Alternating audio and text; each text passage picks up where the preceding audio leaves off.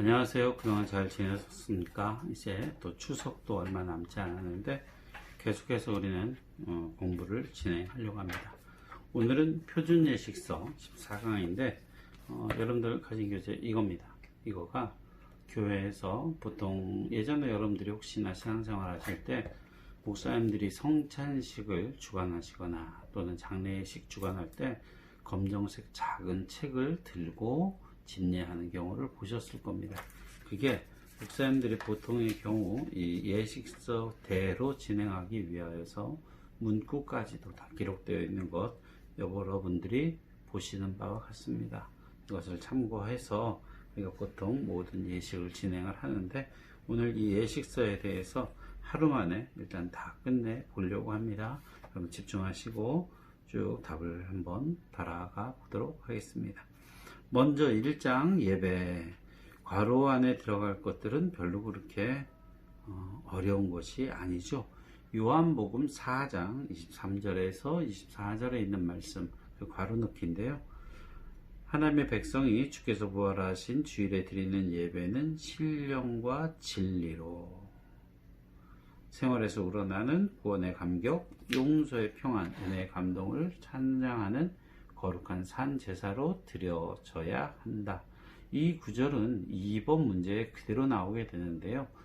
예수님은 예배 신앙에 대해 어떻게 말씀하셨는가? 이것을 요한복음 4장 23절에서 24절을 그대로 적어주시면 됩니다. 한 가지 다른 것은 1번에서 우리가 표준 예식서대로 답을 달았을 때 신령과 진리로 되어 있는데 이 개역개정판에서는 이전의 신령과 진정이라고 하는 표현이 바뀌어서 영과 진리로 기록되어 있습니다. 의미는 거의 같습니다. 아버지께 참되게 예배하는 자들은 영과 진리로 예배할 때가 오나니 곧 이때라. 아버지께서는 자기에게 이렇게 예배하는 자들을 찾으시느니라. 하나님은 영이시니 예배하는 자가 영과 진리로 예배할지니라. 이렇게 예수님께서는 예배 신앙에 대해서 말씀하고 계십니다. 여러분들 그 교재에는 신앙의 사람 바울이 하나 등장을 하고 그 다음에 다윗이 등장을 하죠. 신앙의 사람 다윗은 내가 바라는 것 한 가지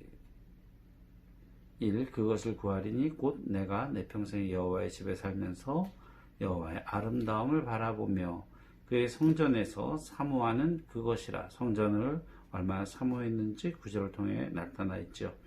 그렇듯 기독교 예배는 예수 그리스도께서 죄인을 위하여 단번에 죽으심으로 인한 구속의 은총을 감사하며 하나님 나라를 소망하고 찬양하는 것이다. 그러므로 예배는 구원받은 인격체들이 신령과 진리로 드리는 예배가 되어야 한다. 이렇게 답을 달 수 있겠습니다.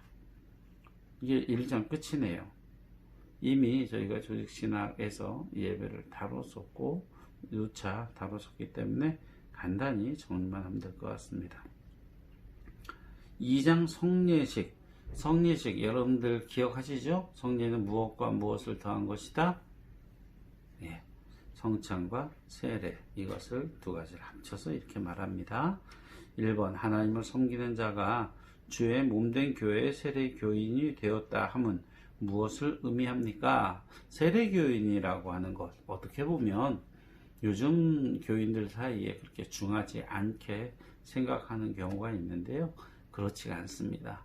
교세라고 말을 하는 교회의 크기, 성도의 숫자를 셀 때는 반드시 출석 숫자를 세지 않고 세례교인의 숫자를 셉니다. 그리고 교회의 모든 일을 결정하는 공동의회에도 세례교인 이상이라고 하는 전제가 붙어 있지요. 그런데 이런 권리 말고 또한 이 땅 사는 동안에 신구약 성경과 헌법, 예배의 모범, 성도의 의무에 충실해야 한다라고 하는 것을 의미합니다. 성도라는 것은 그런 것입니다. 세례교인의 의무, 교회가 정한 예배 시간에 참석함은 물론 성도가 지킬 봉사와 11조 생활을 의무적으로 행해야 한다. 여기서 의무라고 하는 말이 굉장히 부담될 수도 있는데요. 그것을 즐거운 의미에 있어서 적극적인 순종으로 받아들일 때 오히려 믿음 생활이 훨씬 더 풍성하여지고 기쁘게 된다는 것을 기억해 두십시오. 3번, 예수 그리스도의 살과 피를 기념하는 교회는 어떤 교회인가? 답을 은혜와 진리가 충만한 교회요, 살아계신 하나님의 교회이며 항상 생명력이 넘치는 교회로 성장하게 된다. 이러한 교회에 대해서 전제를 하고 있습니다. 4번은 교회가 예배 시의 성찬식을 통해 그리스도의 살과 피를 기념함으로 어떤 교회가 되어야 합니까? 주의 거룩한 피로 값주고 사신 교회가 되어야 한다.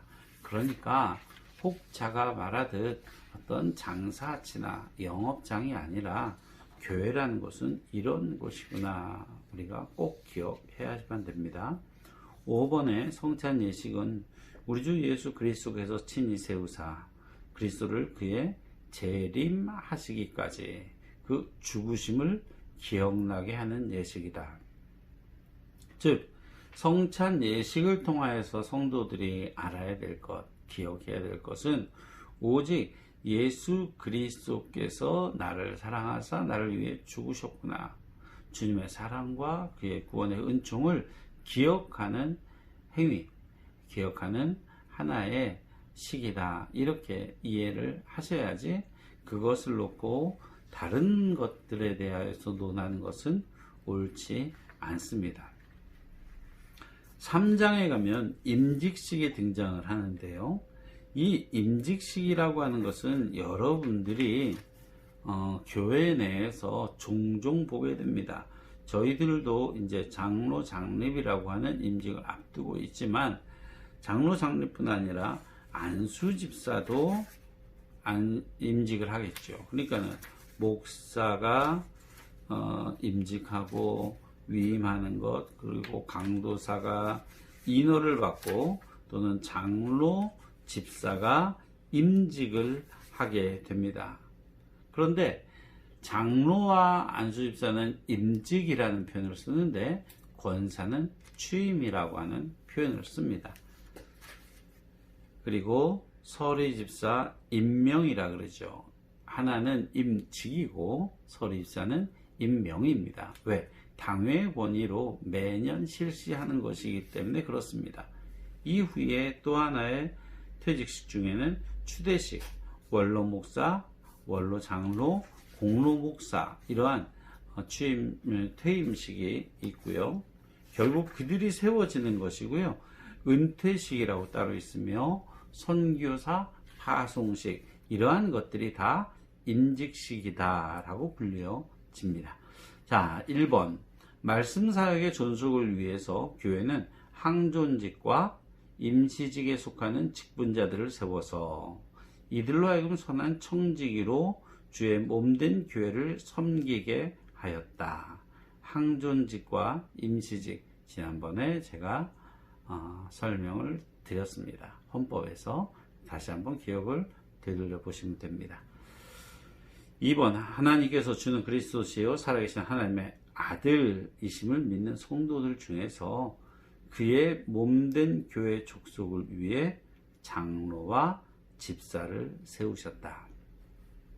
호칭은 장로와 집사인데 그 역할과 그 지위에 있어서 오늘날의 장로 집사와 초대교회 당시의 장로 집사는 엄격히 다른 직위라고 보시면 됩니다. 물론 같이 섞어서 임직 때 설교를 하는 경우도 있지만 지금의 불리어지는 집사 장로보다 훨씬 더 그 권한이나 또 그 위에 있어서 상당한 지위를 이야기하고 있습니다. 그래서 함부로 부를 수 있는 것도 아니고 우리가 사도행전에 있듯이 7개 집사를 세울 때 요즘 우리가 안수집사님이나 집사를 세울 때보다 훨씬 더 철저하고 그분들은 스데반 집사의 순교에서 알 수 있듯이 이후에 죽기를 각오하고 주의 복음을 위해서 교회를 위하여 살아갔던 자들입니다. 그러므로 집사의 직분을 받는 것이 얼마나 귀하고 또한 이후에 감당해야 될 십자가 그 짐이 실로 막대함을 우리는 기억할 수 있어야 되겠습니다. 3번, 장로는 목사와 협력하여 교회를 치리할 사명이 있는데 무엇입니까? 이 또한 헌법에서 다룬 바지만 정리해보면 교회를 총찰하고 교리의 오해나 도덕상 부패를 방지하며 교우를 신방하여 위로 교훈 간호해야 한다. 또한 교인들의 신앙을 살피고 그들을 위하여 기도하며 특별히 신방할 자를 목사에게 보고한다. 여기에서 보고라는 단어가 어울리지 않을 수도 있습니다. 함께 합력하여서 신방과 또는 교인을 돌아보는 것과 부패 방지와 기타 다른 것에 대해서 결정을 할 수 있는 위치에 있는 자가 교인의 대표인 장로다. 이렇게 이해하시면 되겠습니다. 4번, 목자는 양의 무리를 감시하는 목자이며 교회 안에서 그리스도에게 봉사하는 그리스도의 종이다. 충신대 들어갈 때 그 교정에 보게 되면 5개의 교훈이 있습니다. 거기에 보게 되면 여기 말하고 있는 목자가 등장을 합니다. 전도자, 그리고 또 학자, 신자, 이 등등을 통틀어서 총신대에서 교훈으로 삼고 있는데 참 뭐 이런 게 다 있나 했는데 졸업할 때 생각해 보면 참으로 무거운 것이 아닌가 생각을 또 하며 마음을 다지게 됩니다. 5번, 교회 항존직과 임시직을 두는 목적은 무엇입니까? 주의 몸된 교회가 성경이 가르치는 교훈과 책망과 바르게 함과 의로 교육함으로 헌법이 허락하는 범위에서 질서 있게 성장하고 평안과 말씀의 권위를 존속해 하며 믿음과 더불어 성령의 역사가 일어나게 하는데 교회의 직분자들의 소명과 사역이 요청되고 있기 때문이다. 결국은 주의 몸된 교회를 세움에 있어서 함께 합력하여 선을 이루기 위한 직분이다 보시면 됩니다. 이제 장로 임직할 때 강단에 있던 목사님들과 함께 악수례를 합니다. 그 가운을 입고 나서 악수례를 하는 순서에 대해서 지금 적혀 있는 건데요. 일단 답은 이렇습니다. 안수받은 자를 일어나게 하고 당회장부터 시작하여 오른쪽으로 돌아가며 차례로 위원들과 악수례를 행하게 하고 위원들이 착석할 때 하단하게 된다. 이때 뭐 오른쪽으로 돌아야 되느냐, 왼쪽으로 돌아야 되느냐, 그 사람과 누가 악수를 해야 되느냐 등등 따지는 분들도 있습니다. 그런데 그렇게 중요하다라고는 보지 않습니다. 일단 안수할 때 있어서 담임 목사를 포함한 안수위원들이 안수를 하면서 그에게 장로의 직분을 줍니다. 그렇게 하고 나서 기도를 하지요. 기도를 하고 나서 전임 장로가 그 대표하여서 가운을 입혀주게 되고 또는 담임 목사가 그 가운을 입혀주게 되고 그 후에 함께 악수례를 하며 이제 교회를 섬기는 사역에 있어서 함께 동력자됨을 나누는 교제라고 보시면 됩니다. 저도 처음에 목사 안수를 받을 때 이 악수를 하는데 얼마나 그렇게 쑥스러운지 누가 왔는지 기억도 잘 나지 않습니다. 하지만 분명한 것은 안수를 받을 때 그 무게가 참으로 엄청나다는 것, 앞으로 장로 장례 받으실 우리 안수 집사님들 기억해 두시고 이때에 떨지 마시고 그냥 편한 마음으로 선배들과 인사 나눈다 생각하시면 되겠습니다. 4번 봉헌식, 이것은요 교회를 건축함에 있어서 관련되어진 것인데요. 1번, 왜 그리스도인들은 성전을 귀히 여겨야 합니까? 성전은 하나님께 예배하는 곳이다. 그리고 그리스도인들은 예수 그리스도로 말미암아 하나님의 집으로 성별되었기에 성전을 귀중히 여겨야 한다. 이렇게 기록되어 있습니다. 그리고 괄호 넣기도 다 성전입니다. 2번 예수 그리스도의 몸은 하나님의 성전이며 그리스도의 몸도 하나님의 성전이다. 그리고 그리스도의 교회 또한 그리스도도 더불어 하나님의 성전이다. 그렇다면 왜 성도들에게 성전이 필요하냐? 딴 거 아니에요. 실제로 성도들이 같이 모여서 살아계신 하나님께 예배 드려야 하기 때문입니다. 건물은 교회가 아니다? 맞다. 무엇이라고 답을 해야 되냐면 사실은 예전에는 구별이 쉬웠어요. 왜? 예배당이라는 표현을 우리가 보통 썼기 때문에 그렇습니다. 그런데 교회는 건물이 아닙니다. 오히려 교회는 하나님의 부르심을 입은 성도들의 모임, 에클레시아, 그것을 교회라고 우리는 보통 이야기를 합니다. 그러면 교회가 건물이 꼭 있어야 되느냐? 없어도 되죠. 광야에서도 드릴 수 있죠. 천막에서도 드릴 수 있죠. 그러나 성도들이 함께 모여 예배함에 있어서 최소한의 건물이 필요하게 되는 것입니다. 그러니까 필요한 조건이지 반드시 있어야 된다와는 다른 내용입니다. 구별하여 두시기 편하신 거고, 그래도 저희 교회는 건물이 있기에 함께 모여서 예배할 곳도 있고 교제할 곳도 있고, 그러한 예배당을 가진 성도들이 참 얼마나 기뻐해야 되는지 다시 한번 감사드리지 않을 수 없습니다. 네 번째, 예배당 건축 때에는 어떤 예식들이 있습니까? 교회에서 성전을 짓는다 그랬을 때 성전뿐 아니라 어떤 비전센터나 교육관을 지을 때도 이 순서가 있는데요. 먼저는 기공식, 그 다음에 정초식, 그 다음에 입당식, 그 다음에 헌당식. 여기서 정초식이라고 하는 것은요, 바닥 기초공사를 다 한 후에 머릿돌을 설치하면서 드리는 예배입니다. 즉, 기공식이라고 하는 것은 땅을 구입한 후 공사를 시작함에 있어서 첫 삽을 뗄 때 하는 예배가 기공 예배가 된다면, 저희가 예배라는 표현보다 여기서 예식으로서 식이라고 표현하는데 저희들은 그때 예배를 드리죠.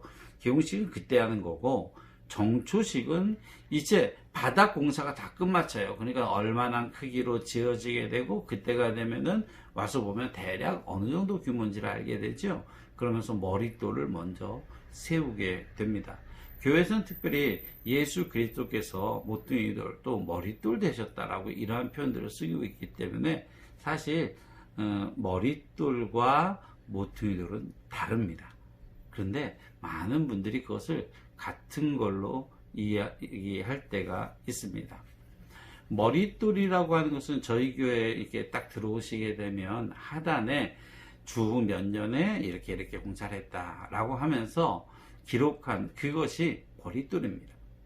그러니까 여기서 말하는 머릿돌입니다.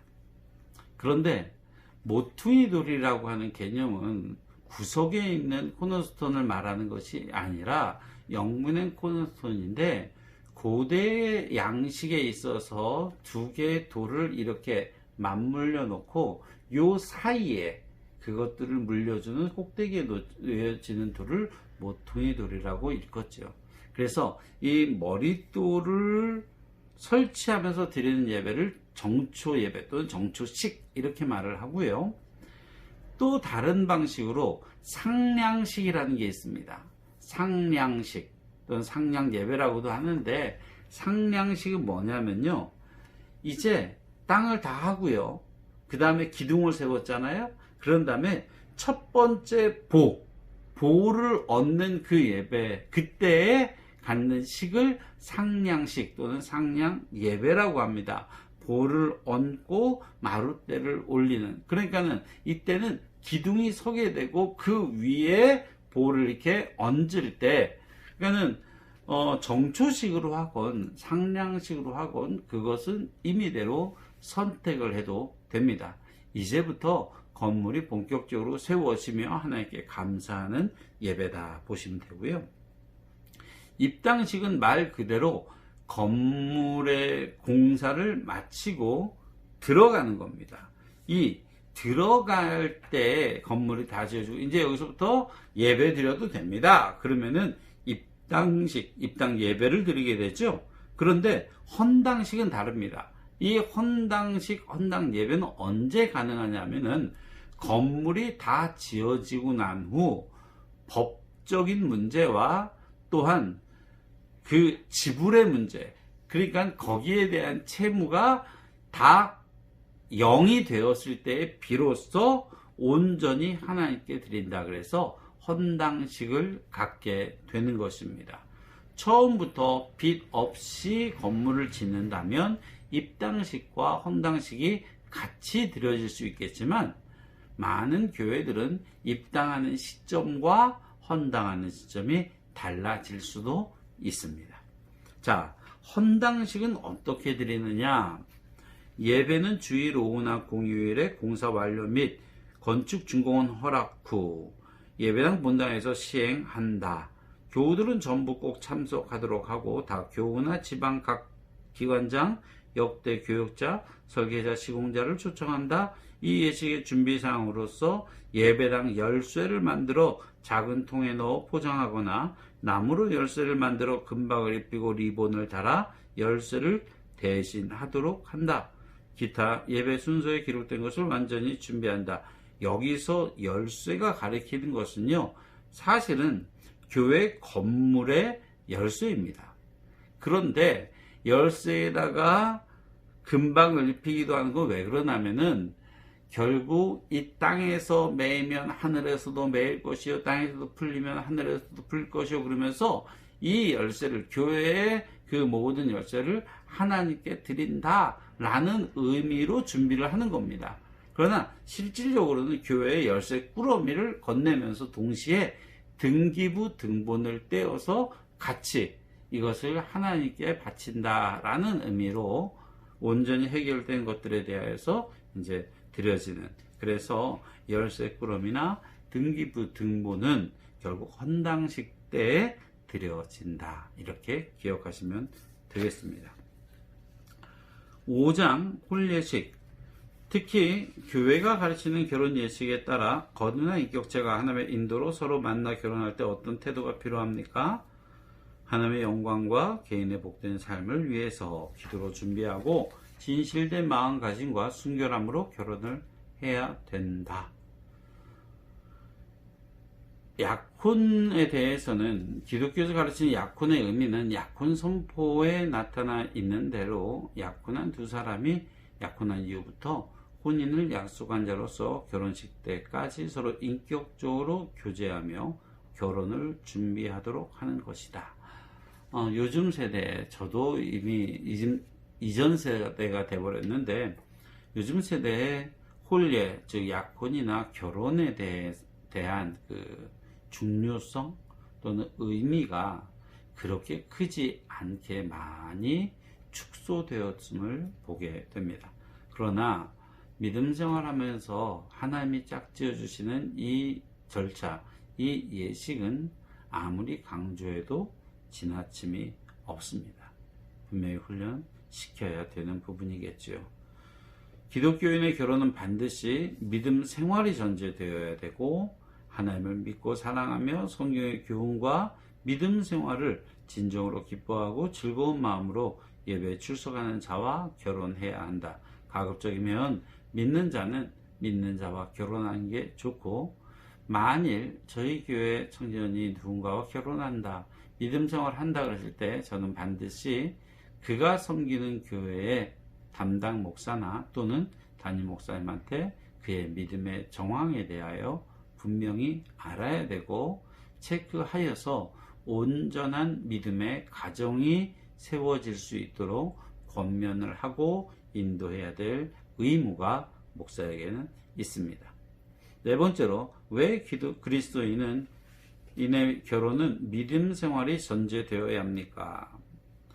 결혼은 하나님의 창조 질서에 대한 순종의 행위이며 동시에 인간이 지니고 있는 종족 보존 본능의 정당한 행위이며 하나님의 영광을 나타내야 할 하나님 나라 선포를 위한 구원받은 자의 사명이기 때문에 그렇습니다.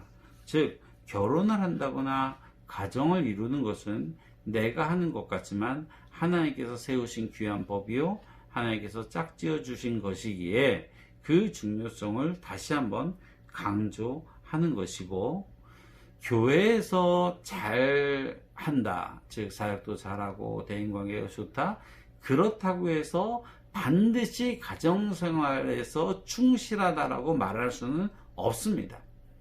같으면 얼마나 좋겠습니까? 그러나 교회에서는 잘하지만 가정에 돌아가서는 남편의 의무 또는 아비, 어미의 의무에 대하여서 등한시하는 경우도 있는데, 그러한 경우 이것은 믿음 생활에 심각한 오류가 있는 것이라고 보시면 됩니다. 다섯 번째, 그리스도인의 약혼과 결혼이 개인과 교회와 이 사이에 미친 영향은 무엇인가요? 개인의 복된 삶과 하나님의 영광을 나타내는 복음 전파의 사회적 사명을 포함한다. 단순하게 나 하나 행복하고 끝나는 것이 아니라 내가 행복하고 그로 인하여 하나님께 영광을 돌리고 또한 그 가정의 행복함을 통하여서 복음 전파의 기회가 되는 놀라운 계기다 보시면 될 것 같습니다. 혼인은 하나님께서 인류에게 주신 신성한 제도이므로 우리는 무엇을 명심해야 합니까? 꼭 기억해야죠. 하나님이 짝지어 주신 것을 나눌 수 없다는 것을 명심해야 합니다. 이게 기본입니다. 다만 특수한 경우로 한국 같은 경우에 현재 10쌍이 결혼을 하면 3.3쌍이 이혼을 하고 있는 굉장히 심각한 가정의 위기다, 이렇게 보고 있지요. 믿는 자들도 이혼함에 있어서 아무런 거리낌이 없는 경우도 많이 보았습니다. 그럼에도 불구하고 그들의 처지를 다 하나하나 들어줄 수는 없지요. 물론 하소연을 들어줄 수는 있지만 그렇다고 해서 하나님이 정하여 놓은 법을 바꿀 수는 없습니다.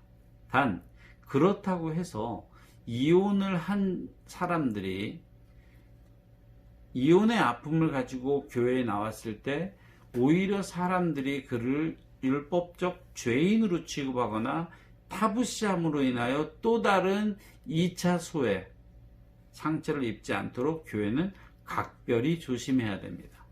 그래서 저희 교회가 더 건강하고 커진다면 오히려 이렇게 이혼한 가정들, 남자나 여자나 그 자녀들을 위하여서 어떻게 케어할 수 있고 어떻게 회복할 수 있을까를 구체적으로 다시 한번 우리는 고민해야 되고, 그들에 대한 나름의 교회 정책도 필요하다. 교회 내에서도 이혼한 분들이 있지요. 있을 수밖에 없고, 그런데 그들이 실질적으로 교사나 성가대나 기타 다른 봉사활동에 적극적으로 개입하지 못하는 경우도 보았습니다. 왜? 스스로가 하나님이 짝지어 주신 것을 내가 깨뜨렸다, 내가 하나님 앞에 죄를 지었다라고 하는 마음의 부담감을 가지고 있기 때문에 타인과 교제할 때도 감추든지 아니면 드러내놓고 하더라도 자기가 어떠한 일에 대하여 봉사를 하거나 할 때 항상 거리끼는 것이 사실입니다. 이러한 부분은 교회가 오히려 감싸 안아야 되고, 하나님께서 고아와 과부를 챙기셨던 것처럼 동일한 심정으로 가정이 문제가 있어서 한부모 가정이나 또는 결손 가정 아이들, 자녀들까지라도, 또는 그 가정에 주체되어진 엄마나 아빠의 역할을 감당하던 사람들에 대해서도 우리가 온전히 회복되기 위하여 그러한 사랑을 부어주고, 또한 그들이 자립하며 다시금 하나님 앞에서 뜻을 찾아갈 수 있도록 노력해주는 공동의 의무가 필요하다라고 말씀드릴 수 있겠습니다. 마지막으로 상례식, 장례식 뿐만 아니라 기타 이제 여러 가지 애경사에 대한 이야기일 수 있겠는데, 이 가운데는 이제 슬픈 일들, 애사에 대한 이야기입니다. 기독교의 부활신앙은 영원한 생명을 약속하고 있습니다. 예수 그리스도의 십자가의 죽음까지, 무덤에 들어간 것까지는 우리가 비하라는 표현을 썼죠. 그러다가 예수 그리스도의 승휘, 이 익셀테이션은 어디서부터 시작되죠? 부활에서부터 시작되죠.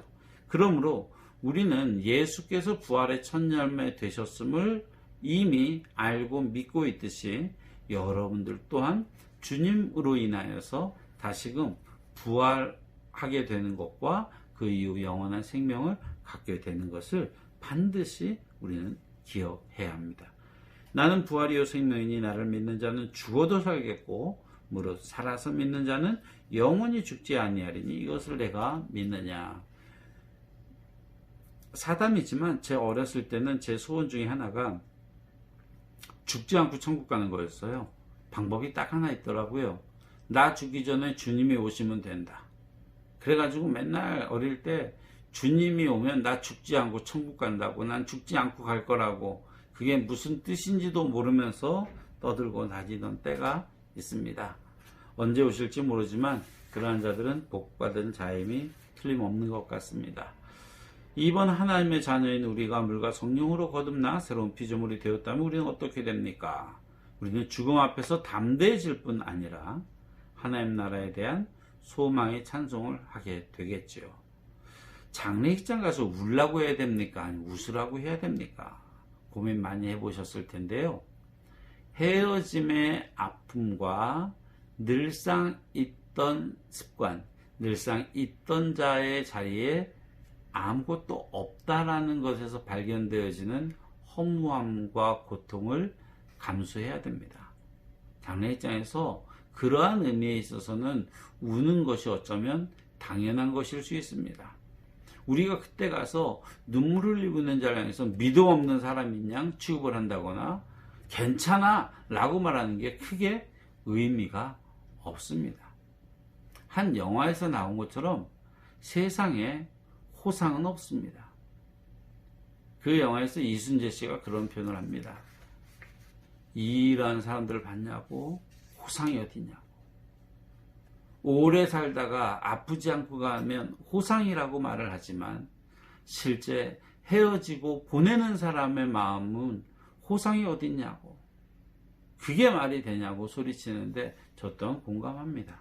하나님의 입장에선 헤어진 아픔 또한 이전에 살아계실 때 더 사랑하지 못했던 아쉬움 때문에 눈물을 흘리게 되지요. 그러므로 그 자리에서는 같이 울어줄 수 없다면 손을 붙들고 마음으로 위로를 하시고, 울지 말라는 말보다는 그냥 꼭 안아주시거나 손을 잡아주시면 됩니다. 그러나 믿는 자의 기본은 슬픔이 아니라 이제 세상 짐을 다 내려놓고 영원한 나라의 주님의 품에 거할 것을 기대하고 믿음으로 감사하고 찬양해야 되는 날이 맞지요. 그러한 날이 장례식인 것입니다. 죽음은 모든 사람이 당하는 것입니다. 그러나 기독교에서 말하는 죽음은 무엇입니까? 부활의 나라 입국을 위한 생의 마지막 절차요, 영생의 나라에 진입하는 첫 관문이다. 굉장히 희망적이고 굉장히 소망이 있고 정말로 찬양하지 않을 수 없는 것이죠. 그러나 다시 말씀드리지만 이것을 우리가 믿는다 손 칠지라도 헤어짐의 아픔과 상실의 아픔은 가눌 길이 없습니다.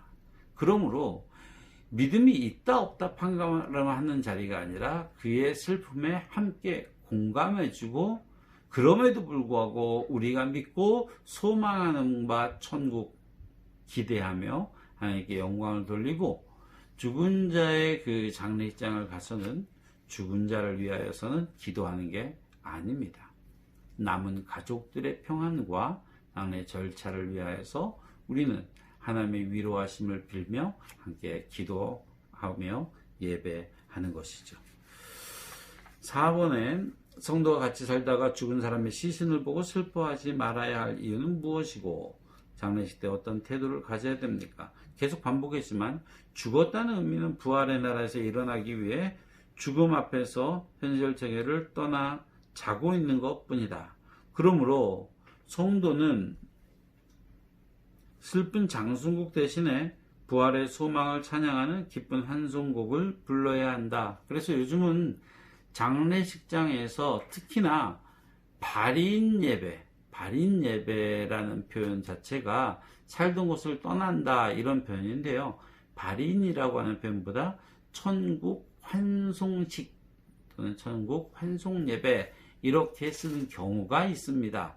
이것이 안타까운데요. 저희 대한예수장로회 합동 측에서도 장례 예식과 호칭에 대해서, 즉 예식 절차에 대해서는 저희가 표준 예식서를 따르는데 장례식 때 사용되어지게 되는 용어에 대해서는 정해져서 나온 게 많이 없습니다. 그러다 보니 곳곳에서 사용하는 단어가 틀리거나 또는 이것이 유교나 불교의 영향을 받아서, 그러니까 사모제가 되었건 사구제가 되었건 등등의 것들을 갖다가 맞닥뜨리게 되면 믿는 사람이 어떻게 해야 되는지는 몰라요. 그러니까 장례가 벌어지게 되면 교회에서 어떻게 예식을 진행을 해야 되는지 사실은 알 수가 없습니다. 알더라도 갑작스럽게 상을 당하게 되면 굉장히 당황할 수 있습니다. 그때에는 빨리 장로님들이나 목사님에게 알려주셔야 됩니다. 그래서 이후에 교회장으로 치르게 됐을 경우 어떻게 치러야 되는지, 물론 모두가 다 교회장으로 치르진 않습니다. 목사가 인도를 하고 함께 교우들이 가서 예배 드리는 것이 있고요. 교회장으로 드리는 게 있어요. 이것은 교회에서 당에서 인정하기를, 성도들이 인정하기를 교회를 위하여 충성을 다하였고 그의 믿음이 본이 되었다 싶을 때 교회 당회의 결정으로 교회장으로 할 것이냐를 결정하는 것입니다. 이때에는 마지막 환송 예배 때 교회에 들르는 경우도 있고 교회로 직접 관을 가지고 와서 예배당에서 환송 예배를 드리는 경우도 있습니다. 그래서 이런 것들에 대하여서는 케이스 바이 케이스라고 문의해 주시거나 당장 어떻게 해야 될지 함께 궁금하신 분들은 다시 한번 질문을 해주시면 거기에 맞게 제가 답을 해드리도록 하겠습니다. 장례식은 어떻게 치러야 되느냐? 주로 3일장으로 하되 장례식이 주일이 되지 않도록 2일장 혹은 4일장도 가능하나 이것은 특수한 경우에만 적용해야 한다. 장례식은 장중하고 엄숙해야 하고 운구행렬은 사진 집례자, 영구, 상제, 친족, 조문객 순으로 찬송을 부르며 행진한다. 이때 찬송은 집례자가 몇 장 합시다 라고 말하는 경우보다는 뒤따르는 조문객 중에 성도의 대표가 몇 장 합시다 라고 해주시는 게 훨씬 전체적인 분위기상 좋습니다. 하관은 상녀가 묘지에 도착하면 묘소 가까운 곳에 안치하고 유가족들은 영구가 있는 곳에 정중히 서서 조문객의 문상을 받는다. 하관시 집례자는 묘소 중심에 서서 오른쪽에 유족을 차례대로 서게 하고 왼쪽으로 조문객을 서게 하여 자리를 정돈한 후 하관식을 거행해야 한다. 이것이 이전에 봉분을 만들고 땅에다가 묻을 때에는 이러한 표현이 맞습니다. 하관, 그러니까 관을 땅에 내리는 것이죠. 이것이 묻는 행위로서 모든 장례의 마지막 예배입니다. 입관이라고 하는 것은 돌아가신 지 24시간 이내에 부패되는 것을 막기 위하여 소위 말하는 염이라 그러는데요. 소독으로 다 몸을 닦아내고 그 다음에 수의를 입히고 나서 이제 모든 유가족들이 돌아가신 분을 다시는 보지 못하게 되는 겁니다. 왜? 그때 모든 염을 한 후 옷을 입히고 관 뚜껑을 닿기 때문에 그렇습니다. 그것을 입관이라 그러고요. 하관은 발인을 해서 장지에 가서 땅에다 넣고 첫 삽을 뜨기 전 드려지는 예배를 우리가 하관이라 그러는데, 이때 요즘 장례 문화에 있어서는 화장장이 많이 있습니다. 이전처럼 땅에다 묻는 형식이 아니라 이제는 화장을 하기 때문에 납골묘에 납골을 하게 되든지, 또는 이 산골이라 그래서 어떤 일정한 자리에 가서 뿌리는 정도를 하게 됩니다.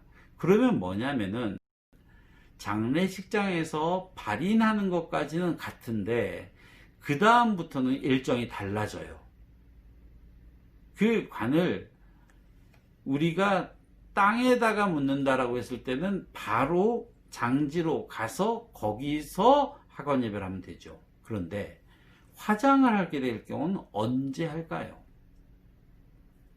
이때 사람마다 다른데요. 진행을 하는 분들마다 약간씩 다릅니다. 왜냐하면 두 번의 예배가 가능합니다. 하나는 화장장에서 화구에 시신을 넣고 나서 드리는 예배가 있고요. 그리고 그것을 수골이라 그러는데, 이후에 다 빻아서 나온 그 뼈를 받아서 그 함을 가지고 납골이나 또는 수골의 현장까지 가는 것. 그래서 이전에 하관 예배로 드리는 그 하관은 납골묘에 안치하는 때에 드리기도 합니다.